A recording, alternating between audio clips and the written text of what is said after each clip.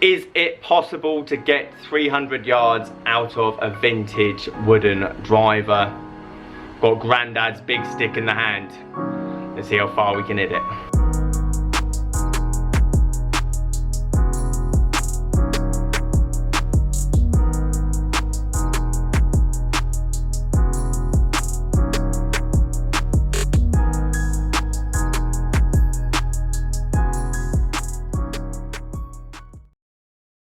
Guys, how are you doing? Welcome back to a brand new video. It's Simon down here at Burford Golf Club. I've got the big dog from Grandad.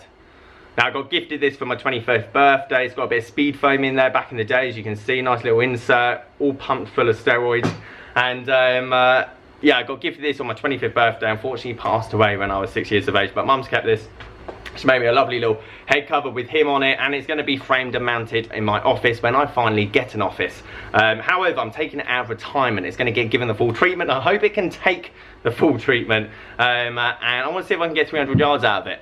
Balls have changed incredible amounts since the 1980s. For example, they go a lot further because they spin a lot less. They're so much harder than they used to be, but you're still getting that touch around the green. That's how technology has moved on.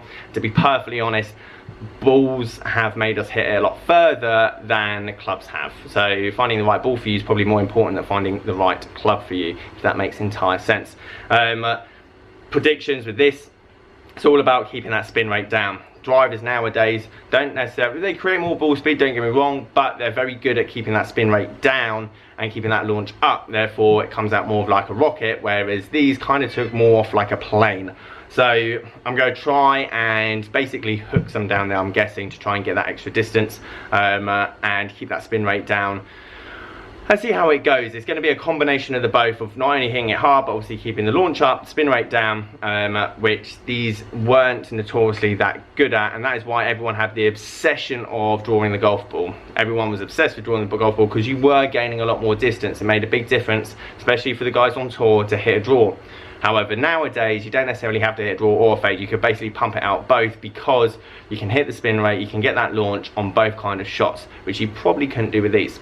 Things to also note with this, steel shaft, so it's going to be heavy. Grip, not that grippy, and it's about the same size as a 3-wood, so again it's going to be shorter, which is going to be difficult to get that club head speed up and that ball speed up, but it'd be interesting to see what kind of ball speeds this does produce. And as I say, I'd love to get 300 yards. I think that is a goal for today. I'm going to try and go all out, and hopefully this club will let me go all out on it without blowing into 1,000 pieces and I have to put it all back together. Guys, I'm going to do a giveaway at 10,000 subs. I've got a load of stuff that I won from the YouTube Golf Day. I'm going to put a few more bits in, and we're very close. And thank you to everyone that has subscribed, commented, liked, support the channel. It means a hell of a lot. And we're getting there, which is brilliant. And I'm enjoying this, and hopefully you're enjoying these videos as well. So if you haven't subscribed, please do it. Leave this video a like if you liked it. And let's get into hitting Grandad's 42-year-old wooden driver, giving it a crunch. If you were a single-figure handicapper in the 80s, you are a god.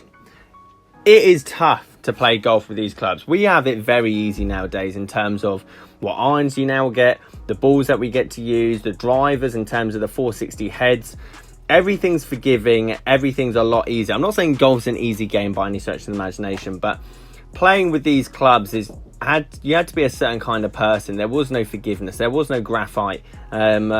And the game was a lot tougher, there's no question. And obviously I'm starting to hit and use quite a lot of old clubs now, and this just goes to show. Now, am I talking about distance? Not really. I mean, I get to a good portion, and you'll see how far I hit this club in a minute, down there. And in terms of distance wise, I'm not really going to reduce my score by getting another 20-30 yards on this driver. Yes, it helps, don't get me wrong. However, let me tell you why we're so fortunate now. Forgiveness is a big thing. When I hit a bad shot with this club, it was a bad shot, like duck hook left or massively right. Side spin just absolutely huge off this club head. And it just made everything so much more tougher to obviously get a gauge of where I should hit it. Now, spin rate is a big thing with these drivers. There's a reason why everyone wanted to hit a draw back in the day. And that's because it got you so much more distance. Hitting that low spinning like hook with decent launch angle is going to gain you another 30-40 yards. And that's why the obsession with hitting a draw, I feel, came from, because all of a sudden, if you were to naturally hit a fade like you do nowadays and you go back to an old driver, you're going to lose so much distance, because the amount of spin this driver produces on a fade is into like the 5,000-6,000. So you're losing a good 40% of your distance by hitting a fade with these clubs. Now, today's technology, don't get me wrong, ball speed's increased over years with whatever gimmicks they want to tell you. However, the big thing is that you can hit a drive with these heads nowadays, whether it's a fade or draw, and it comes out very low spinning. And the shafts and the graphite shafts that we have nowadays can produce very low spinning shots. So it doesn't matter if you naturally hit a fade, or it doesn't matter if you hit a draw, if you hit it dead straight, you're going to get pretty much a reasonable amount of distance. A draw shot will probably always produce a tiny bit more distance, but that gap has decreased so much over the years, and that's really what I feel technology has done for us as golfers, and made the game a lot easier, because forgiveness, hitting out the toe or the heel, the forgiveness is huge now. So I got warmed up, I hit a few, and as I say, catch this out in the middle, it goes. Don't catch it out in the middle, it doesn't go. But spin rate was the thing that I really had to work for. Now, I don't hit a draw, I hit a fade, and I had to hit some big hooks. And you saw one there, 298, which was pretty much the best drive I've hit all day with this. All these shots are in a row, by the way. I got into a bit of a swinger thing, and I wanted to obviously show you just an outright run of good shots and bad shots with this club. Could I play golf with this? Yes, I definitely could. Would I feel confident on the first tee at 7 in the morning? Definitely not. It doesn't instill confidence with, I imagine, the majority of players. But I can see how people play with this, and I can see how the greats, you look at Jack Nicklaus and that lot, how they could maneuver some shots with these clubs. And as I said at the start, to shoot the scores they did and win the tournaments that they did with this club is just exceptional, because you had to be so much more skilled in terms of hitting it. It wasn't even a case of finding the middle. You had to find the right launch and closing that club face, and that's just down to pure feel. They didn't have launch monitors, they didn't have radars, so I'm fortunate where I can stand here and just hit shot after shot, trying to get high launch, trying to get lower spin, closing that club face more, hitting it more up.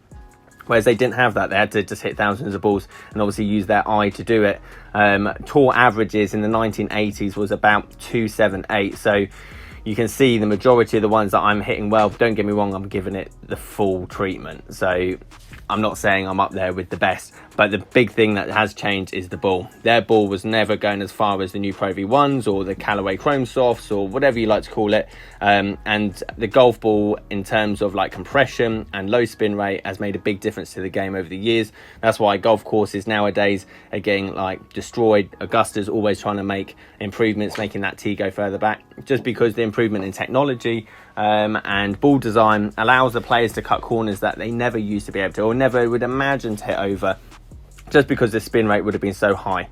But it was thoroughly enjoyable. As I say, hitting Grandad's club, it was good, and unfortunately, even with all my best, I couldn't limp it over that 300 yard mark. I definitely think I could hit 300 yards on this, but you have to get the spin rate perfect, the launch perfect, the ball speed roundabout to the 170 mark. And I was in here for a good hour and a half, just absolutely giving it some, but it just didn't want to limp over, unfortunately. But in terms of obviously like distance and feel and sound and everything else, yes, there's no point in going back to this driver.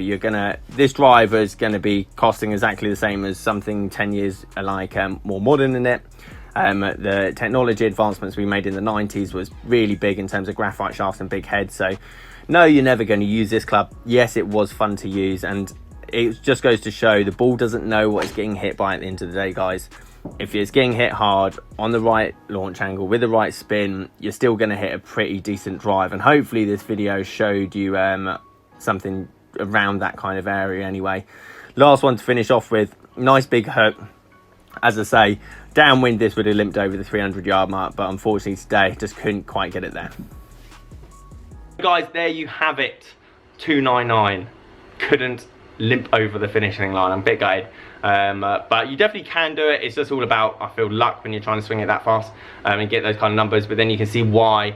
Hopefully you learn a bit more about ball flight, why the ball does what it does. And only 10 miles an hour fastest off in terms of ball speed. So Cobra F9 183 this year, max I've got out of it, and obviously 173 with a wooden, well, basically 3 wood.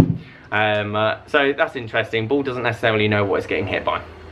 Guys, thank you ever so much for watching. As always, leave this video a like. Please subscribe if you're new, and I'll catch you guys later.